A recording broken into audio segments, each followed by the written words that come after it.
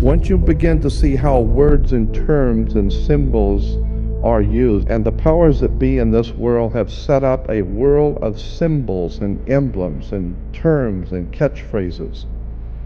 Once you understand how this system works, for the first time, the world opens up to you.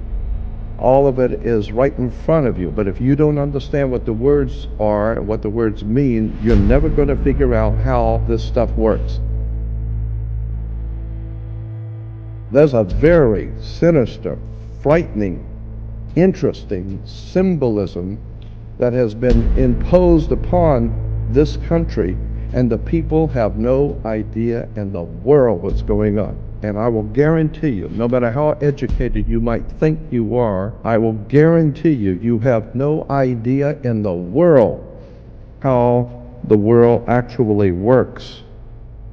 You need to understand that when even on your check, when you're writing a check, the place where you put your name on a check, look at that line, what you're signing on, and get a magnifying glass, and you will find that's not a solid line to sign your name on. That is written, it's a typewritten sentence that's been honed down to microscopic size. Get a magnifying glass and read on a check what is said where you sign your name. One of the most interesting symbols in Druidism was a magic wand. Magic wands were always made out of the wood of a holly tree, made out of hollywood. And we're still seeing the magic of the wood of the holly tree. Hollywood. Hollywood. Motion pictures, television. I have discovered many years ago that words and magical systems dominate the world that we live in. There is, in point of fact, a magical matrix at work. I've always been interested in the occult. Occult is simply a word meaning hidden, and so much of our powers in this world and the way things work are hidden. And the more one looks at this subject of how the world actually works, you begin to see that there's a magical system, and I'm telling you, there really is a magical system dominating the world of the Western civilization.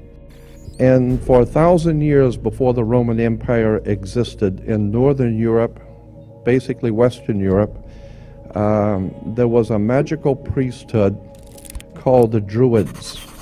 And the Druids still even exist to this day. And it was a very legitimate political, social, educational, religious institution dominating Europe for thousands of years. And they were referred to as the Druids. They were actually from the Phoenician Canaanite system in the Middle East. The Phoenician Canaanites formed the basis for the ancient Druidic system, and that's even older. But in the ancient Druidic system, there were many powerful symbols and emblems. One of the most interesting symbols in Druidism was a magic wand, like Merlin the magician with his magic wand. Magic wands were always made out of the wood of a holly tree. It was made out of Hollywood. And we're still seeing the magic of the wood of the holly tree. Hollywood, motion pictures, television.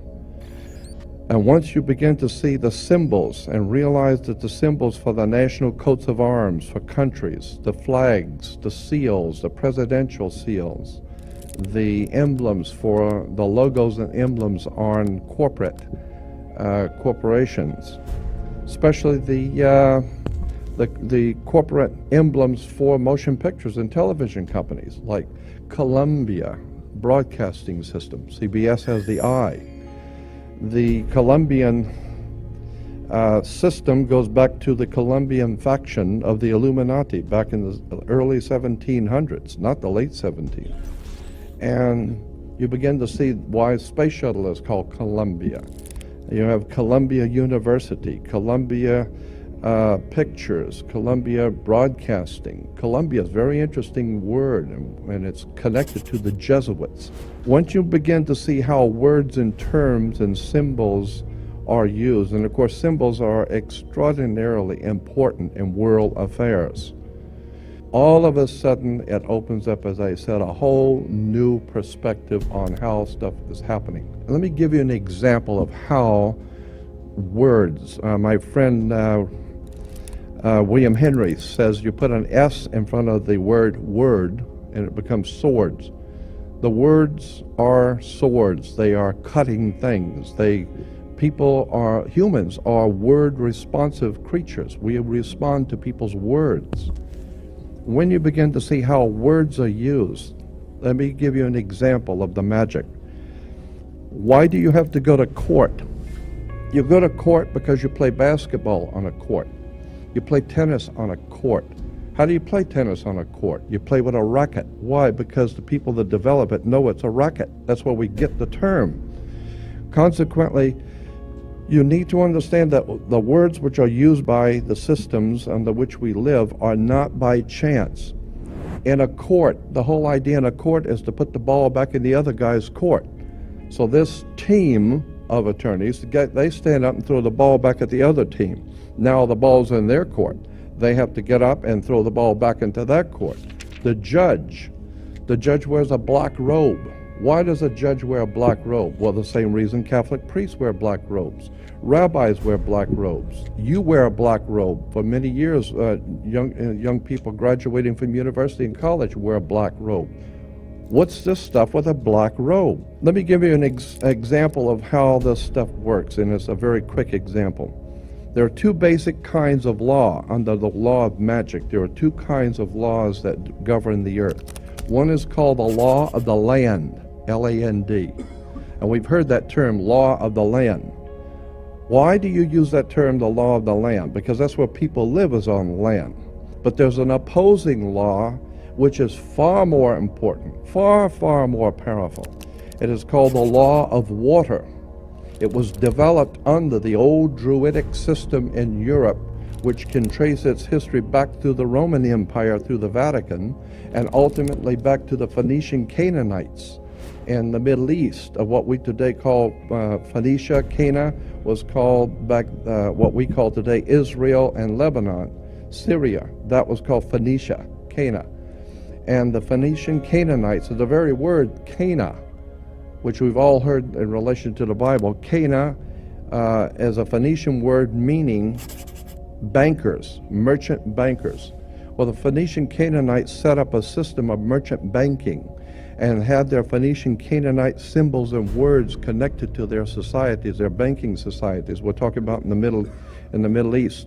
And then through the Greece and ultimately through Rome, and then into Britannia, and ultimately into this country comes an ancient Druidic Phoenician Canaanite magical system of finance, education, and all of it is right in front of you. But if you don't understand what the words are and what the words mean, you're never going to figure out how this stuff works. We all have a cursory understanding of what we think is going on. That's not it. You need to understand that when even on your check, when you're writing a check, the place where you put your name on a check, look at that line, what you're signing on, and get a magnifying glass, and you will find that's not a solid line to sign your name on. That is written. It's a typed written sentence that's been honed down to microscopic size. Get a magnifying glass and read on a check what is said where you sign your name. That's why the attorneys tell you, you better check the small print. The small print is ultra small. Where you sign your name on a check is saying something. Go back and read it. You need to understand that according to the old Phoenician Canaanite system, which we call today our judicial, educational and judicial system, there is no law in this country or in the Western world, no law, federal, state, county, city, commercial, it makes no difference. There is no law on the books anywhere in this country that applies to you as an individual creature. There is no law, because the people who designed the system thousands of years ago realized that there's two of you. There's the one that your mother gave birth to, that God created, so to speak, and even your mother didn't know what you were doing. Even your father and your mother have no idea what you're thinking or what you will do. You don't even know. So consequently, they have no control over you, your flesh and blood self. But somebody has to control this show, and so consequently, the ancient Phoenician Canaanites developed a system by which they would assign to every person a second you. And this is the way it works in America. There is two of you. Just as there are two states in this country, of every state is two states. You have the state of Nevada and Nevada State. You have Cal State, California State, and State of California. Not the same thing at all. California State, according to the law, is one thing. State of California is totally different. Has nothing to do with each other at all. It's the difference between being a lawyer and an attorney. Has nothing to do with them at all. It's totally separate words, means totally separate things. Consequently, when you understand how words and terms are used and symbols are used, then we go back to the idea of the court. And as I said, there is no law in this country on any books that applies to you. None. All law in the Western civilization applies only to cooperations, co-ops. All law applies only to corporations, period. Across the board. No other, end of sentence. Consequently, there is no law that applies to you personally, so consequently, the system has made each one of you a corporation. And how now do you distinguish which one, when someone's addressing you, that they're addressing you as the one that your mother gave birth to, or the corporate you? Very simple. According to British law, when you sign your name, upper and lower case, that is applying to your body. Your flesh and blood self is spelled, according to British and American law, upper and lower case, capital letter, lowercase. That's you, your personal self. There is no law that can be applied to an upper and lowercase name, period.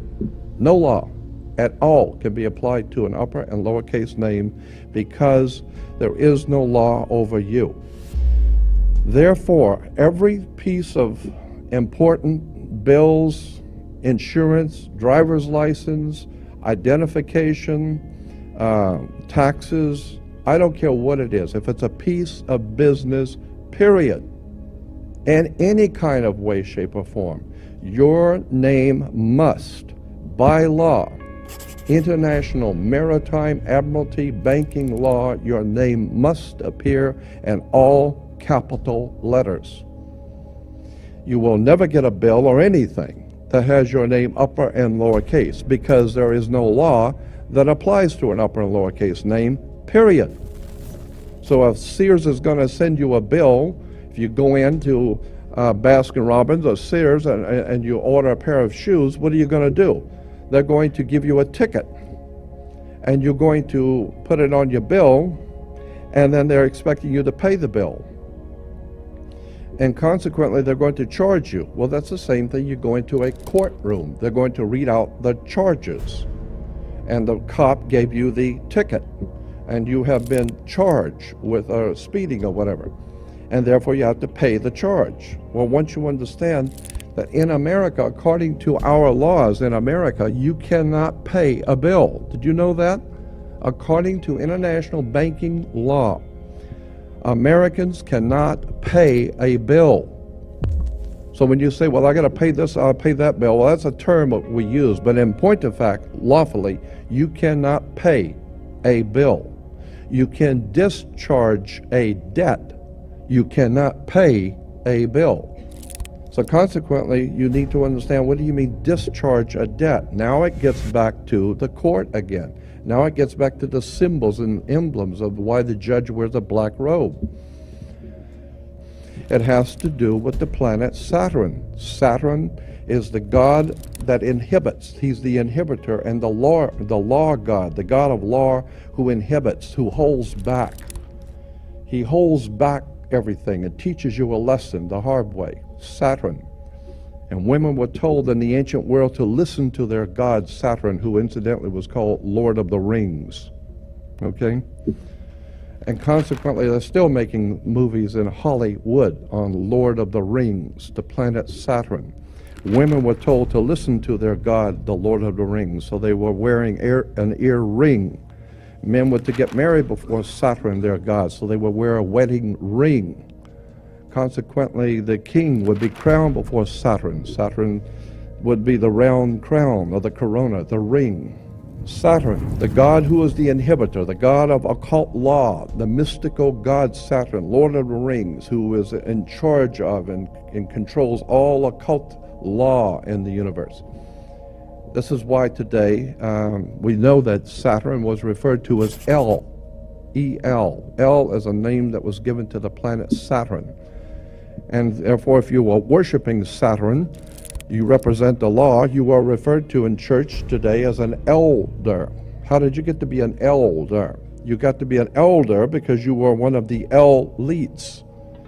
How did you get to be an elite? You got elected. Because through elections, all of our system is based on occult, mystical words and terms going back to the planet Saturn, going back to the Phoenician Canaanite system of banking. Incidentally, where do you find a bank? We go to banks all the time. Where do you find a bank? Banks are on both sides of a river. They're called river banks.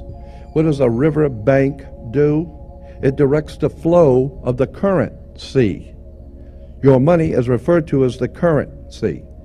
This is why when you go to court, you have the current, electricity, because it's the juice. And if you don't have the juice, you don't have it. So if you don't have the juice, you can't capitalize. And the capital is a Latin word, meaning money. There's a very sinister, frightening, interesting symbolism that has been imposed upon this country, and the people have no idea in the world what's going on. All goes back to the Phoenician Canaanite system and ancient Phoenicia, ancient Babylonian Sumeria, and this is why the work of Zechariah Sitchin is so important. This is where the kings of England get their concept of the divine right of kings. What are you talking about, divine right? All of this is part of a subject which I call ancient mysticism that dominates the Western civilization. This is why all over the world, all the politicians go and kiss the ring of the Holy Father and bow down and kiss the ring. Why? Because he's the Holy Father. He represents God. He is the Godfather. We're talking Rome. We're talking powerful occult orders of secret societies, Opus Dei. It's a trick. The whole entire world is a business. And the more I learn about this, the more you see how this stuff really works. It's extraordinarily scary stuff. The Vatican's behind all of this stuff, way behind all of this stuff at the Vatican. You better go back and look at the real powers behind the world throne. That's the Vatican. You better go back and check out the Jesuits. Jesuits are really behind a lot of this stuff. I mean, get the movie Godfather 3, the third one in the series. Michael Corleone, everybody knows he's a godfather, he's the head of the mob family. And in the very beginning of Godfather 3, he's being anointed with a sword in New York as a member of the Knights of Malta. Yeah, it's in the movie. He's right in the church, and the cardinal is anointing Michael Corleone into something called the Knights of Malta. The Knights of Malta are a very powerful secret society operating behind and for the Catholic Church. They're connected to something called Opus Dei, the work of God, Opus Dei. And Opus Dei, CIA, NSA, all of these alphabet agencies are connected to the Knights of Malta, which is a Catholic institution. This is why all over the world, all the politicians go and kiss the ring of the Holy Father and bow down and kiss the ring. Why? Because he's the Holy Father. He represents God. He is the Godfather. We're talking Rome. We're talking powerful occult orders of secret societies, Opus Dei. They're the people who Rome gave birth to something called P2, Propaganda Due. P2 Lodge is operating out inside the Vatican, inside the Catholic Church, as a secret society called Propaganda Due, P2. P2 is an extremely powerful occult network of very powerful politicians, military leaders, and they are well known. Even in the movie Godfather 3, P2 is mentioned twice. Go back and watch it. They talk about P2. And there's a time when the young man who's taking over the Godfather position is meeting the Grand Master of P2, Propaganda Due. It's in the movie. And he introduces him as the master of P2. Opus Dei is a cesspool of controversies, more so than many other Catholic institutions. The Jesuits are heavily opposed to the Opus Dei's existence, claiming that the Opus Dei is very dangerous, and that there were signs in it of a covert inclination to dominate the world with a form of Christian Masonry. It isn't just the Jesuits that have criticized Opus Dei, though. Many leaders, journalists, other religious figures, and ex-members criticize the organization for its many cult-like practices. For instance, the recruitment process of Opus Dei is highly aggressive, using love bombing or showering potential recruits with admiration to join, despite many psychologists claiming love bombing is a part of a cycle of abuse and is described as psychological manipulation. Another factor why Opus Dei is described as cult-like is because of the immense control Opus Dei directors have over their members. Ex-supporters even mention that leaders would burn books that were part of their forbidden books list. To quote, former numerary Joseph Gonzalez says, "During my stint as a numerary, I witnessed the numeraries, including the directors, intermittently burning books in the garden at the back of the center, usually Protestant Bibles and books on the theory of evolution. As expected, Opus Dei denies repressing their members' freedom and would often do so by quoting Escrivá, who once said, 'Respect for its members' freedom is an essential condition for Opus Dei's very existence.'" The factors contributing to Opus Dei's cult-like status doesn't end yet, as their intense secrecy is a point of contention and has raised more questions than answers. Opus Dei does not publish member lists, and members do not reveal that they are part of the organization to the public. In fact, in its 1950 constitution, members are forbidden to reveal their membership unless granted permission by their leaders. Lastly, another heavily criticized part of the Opus Dei is their influence within the Catholic Church as a whole. Because of its unique status, Opus Dei has both too much independence and influence towards the Church. Critics would say that Opus Dei has become a church in a church thanks to its independence. The combination of dated beliefs, questionable practices, and very aggressive control over its members all point to Opus Dei being one massive cult disguised as an institution of the Catholic Church. The Vatican's behind all of this stuff, way behind all of this stuff at the Vatican. You better go back and look at the real powers behind the world throne. That's the Vatican. We know that the name Vatican has nothing to do with the Bible, Greek language, or Latin. It is derived from the Etruscan god Vatis, who was the god of divine communication and prophecy. The Etruscans believed that Vatis resided in an underground cave, and they built their temples on top of these caves to commune with the god. Today, the Vatican is still built on top of an ancient Etruscan cave, and it's said that the Pope himself communicates with Vatis through a secret tunnel that connects the Vatican to the cave. Whether or not this is true remains a mystery, but it is clear that the name Vatican originates from pagan belief. In October 2019, Pope Francis changed the name from Vatican Secret Archives to the Vatican Apostolic Archives. The Apostolic Archives is the central repository of the Holy See for all of its acts, deeds, and documents, and is one of the oldest institutions in the world. It was founded on the initiative of Paul V in the mid-17th century and is currently one of the most extensive archives in the world. The archive also contains personal archives of the Pope and are subject to the Pope's authority. The archives are divided into two sections: the Vatican Apostolic Archive and the Vatican's secret archive. The Apostolic Archive contains documents from the pontificate of Pope Innocent VIII up to the 20th century, while the secret archive houses records from more recent years. The Apostolic Archive is open to researchers, while the secret archive is not. The Vatican's secret archives is a vast storehouse of secrets and revelations, containing records of scandals and explosive information. The archives are so enormous and disorganized that no one knows its full extent. One expert claims that there are only 24 miles or so of shelves for the archives. However, the Vatican recently admitted that there are 85 linear kilometers, 52 miles of shelves. Additionally, there are 135 fondi, or individual archives, separate from these shelved entries. These include not only records of papal decrees, chancery business, and the like, but other materials, such as the records of prominent papal families, suppressed religious orders and monasteries, and those of nunciatures, or church embassies. Most of this has never been examined, much less indexed or cataloged.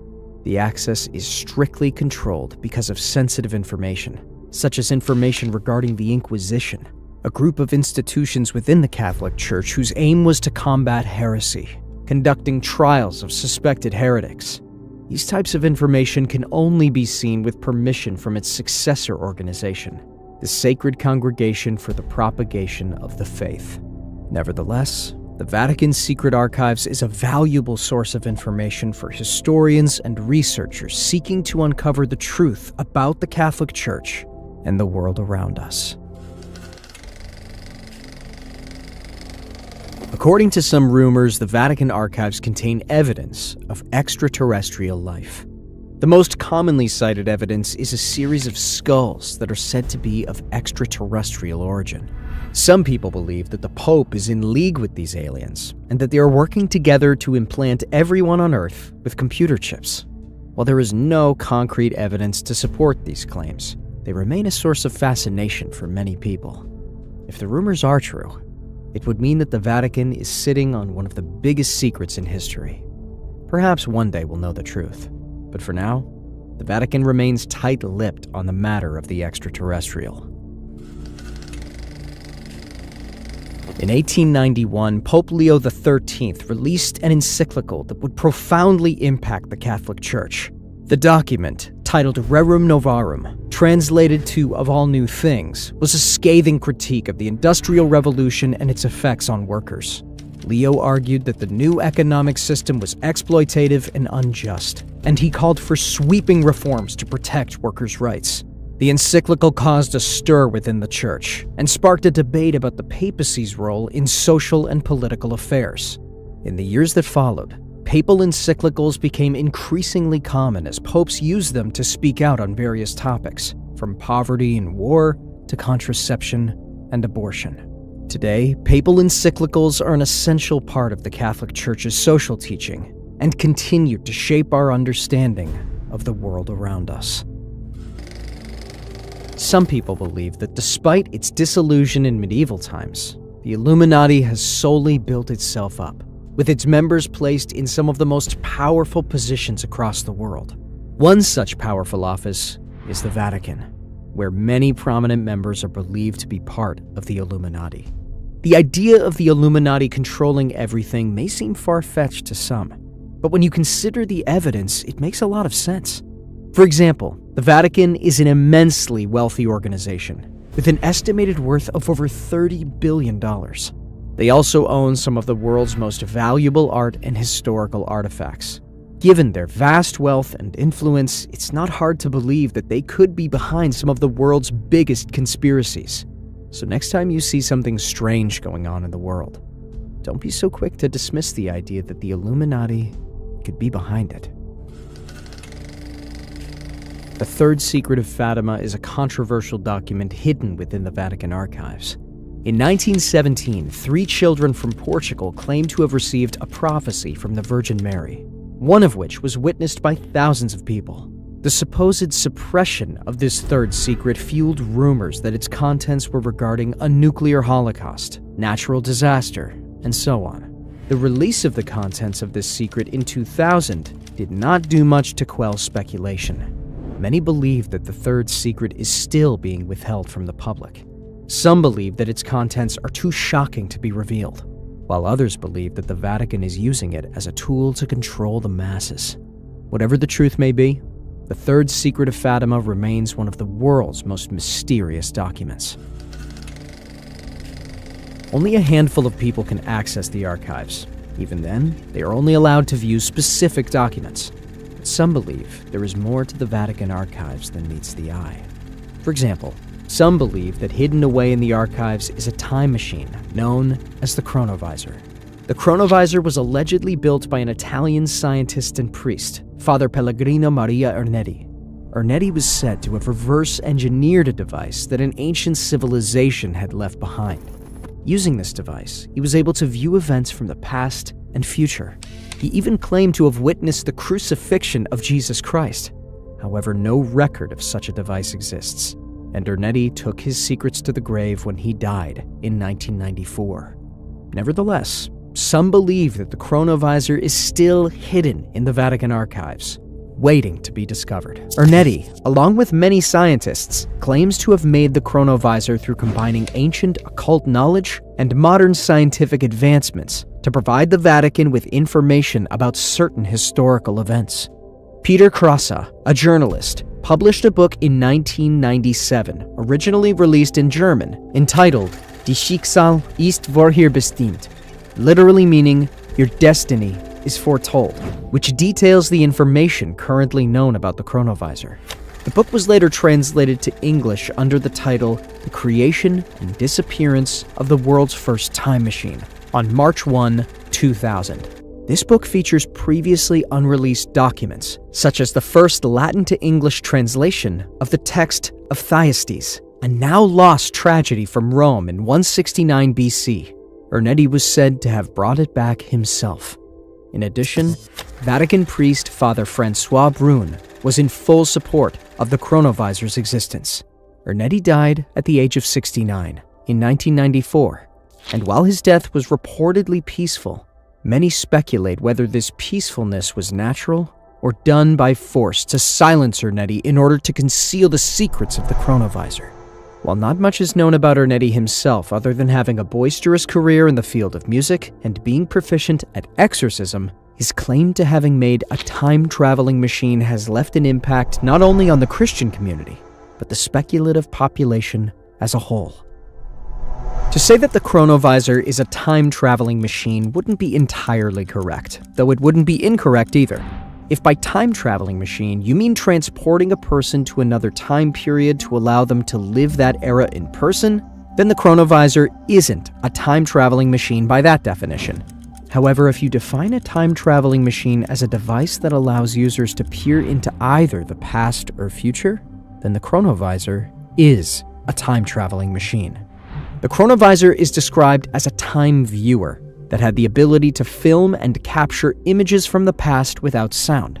Think of it more as a window to the past than a time machine, a device capable of displaying scenes from a specific time in the past.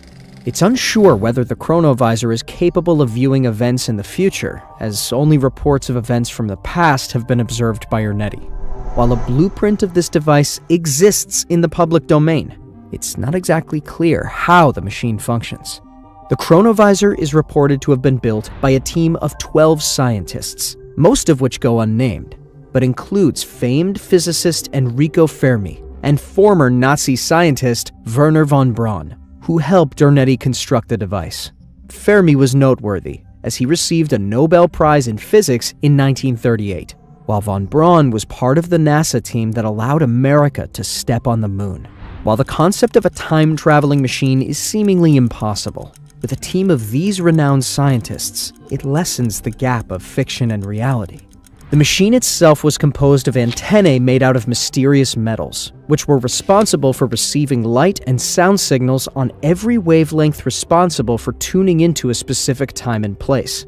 Additionally, there was a screen and recording device that allowed the user to capture any moments they wanted. Ernetti claims to have observed many historical events, some of which he has proofs of observing.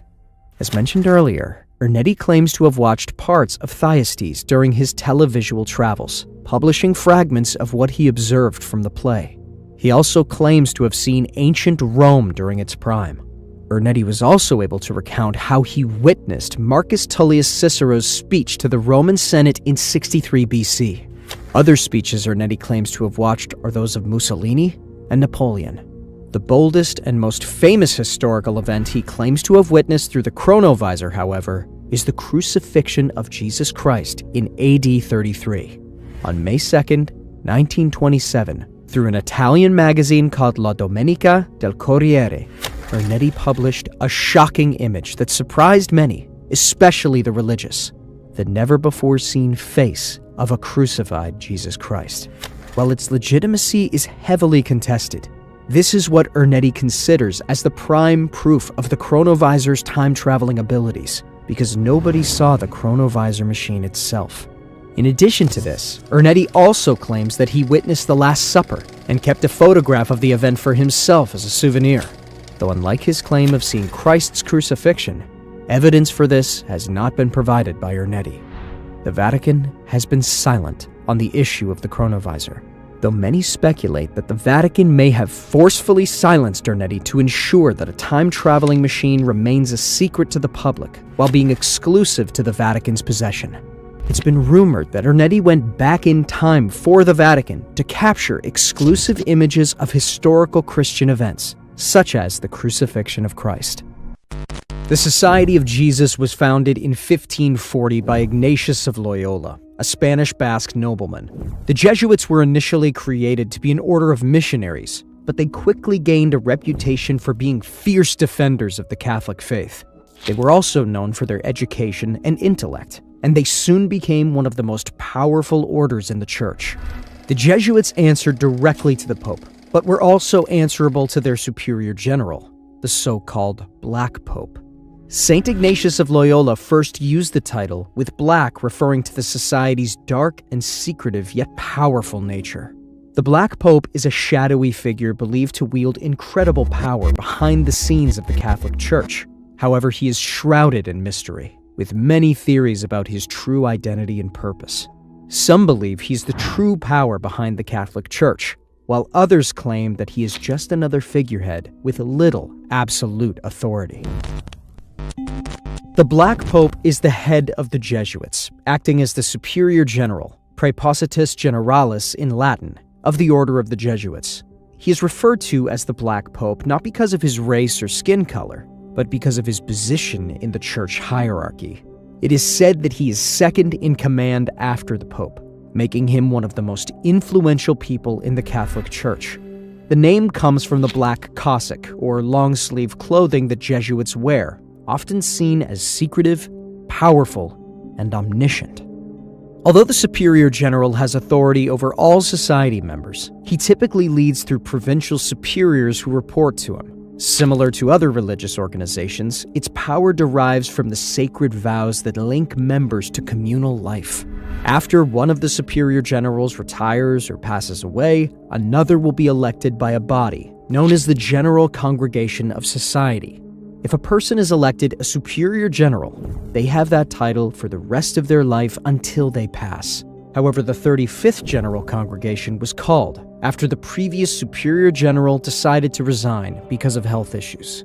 The current Black Pope, known by the name Arturo Sosa, ascended to the throne following the retirement of the 35th Superior General. He is a Venezuelan Catholic priest, elected to the position on October 14, 2016, replacing Adolfo Nicolas and becoming the Society's 36th Superior General. He holds the title for the first Jesuit leader to be born in Latin America. The Black Pope rules over Jesuits, and he has complete control over the order's finances, strategy, and diplomacy. In addition, the Black Pope oversees all Jesuit activities worldwide and reports directly to the Pope. The Jesuits are a controversial religious order, and the Black Pope is their most powerful and influential leader, automatically making him a highly controversial figure. He's believed to be the mastermind behind many of the Church's political machinations. As a result, various governments have banned the Jesuits throughout history, and their activities are often shrouded in secrecy. Despite his power and influence, the Black Pope is not well known to the general public. This is due to the Jesuits' emphasis on discretion and reluctance to attract public attention. Nevertheless, the Black Pope is a powerful and influential figure within the Catholic Church, and his actions can significantly impact the world. How much power does the Black Pope have? That isn't easy to say. Some believe he has great power and influence, while others believe his power is greatly exaggerated. While the truth may remain unknown to many, the Black Pope remains as a mysterious but respected figurehead in the Catholic Church. Because of the Black Pope's mystery and secrecy, many people have started rumors, myths, and even theories about the full identity of the Black Pope. Some are a bit more grounded, like the Pope being involved with the Illuminati, while some are more outlandish and fantastical, like the Black Pope being able to resurrect the dead. The following are the most famous rumors circulating about the Black Pope. 1. The Black Pope is a vampire. This rumor was started by people who feared the power of the Black Pope. Obviously, the Black Pope is not a vampire, although there are rumors floating around that the Black Pope is immortal. 2. The Black Pope is the Antichrist. This rumor is spread by those who believe that the Catholic Church is evil. The Black Pope is not the Antichrist, although he is a controversial figure. 3. The Black Pope controls the Illuminati. This rumor is spread by those who believe that the Illuminati is a real organization. The Black Pope does not control the Illuminati, although he is rumored to be involved with them. Whether or not the Black Pope is truly as powerful and influential as some believe him to be is up for debate, but there is no denying that he is a controversial figure within the Catholic Church, and his beliefs and actions continue to cause division among believers. The Jesuits are a Catholic religious order known for being very conservative and opulent. However, they have a long history of working behind the scenes to influence world events. The Black Pope is the head of this order and wields a great deal of power within the Church. Some people believe the Black Pope is a force for good. They point to his work with the poor and oppressed as proof of this. They also say he's a brilliant and cunning man who knows how to get things done. Others believe that the Black Pope is up to no good and think he's behind some of the Church's more controversial policies, such as its stance on birth control and abortion. Is the Black Pope a force for good or evil in the world? Only time will tell. In the meantime, we need to learn as much as possible about him and his motivations. Only then will we be able to ensure that he is on the side of righteousness. But one thing is certain: he remains one of the most intriguing and mysterious figures in the history of the Catholic Church. The Black Pope is a figure who continues to fascinate and mystify historians and observers of the Vatican. His story is one of power, corruption, and mystery, and deserves to be better known. The Black Pope is a symbol of the dark side of the Catholic Church, and his story is a warning to all who would seek to wield power within its walls. The Black Pope is a reminder that even the holiest of institutions can be tainted by human frailty.